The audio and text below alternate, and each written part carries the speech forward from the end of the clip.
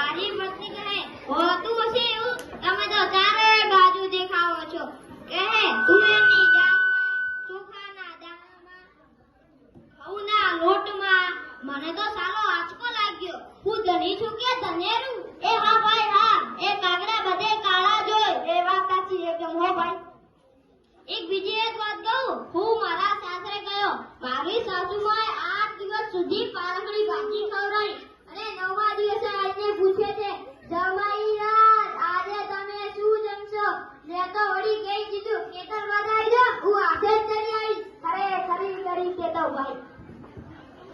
હું હમણાં મારી પત્ની સાથે શાક માર્કેટમાં ગયો તો તાઈ મને કહે 2 કિલો વટાણા લાવ મેં કીધું લઈ લે ને એમાં વળી પૂછવાનું શું હોય તાઈ કહે પૂછવું તો પડે ને આ વટાણા ફોડવાના તો તમારા જ છે ને લ્યો કરો વાત અરે આ ભાઈઓની ક્યાં માંડો છો આજકાલની પ્રજાઓ પણ જુઓ ને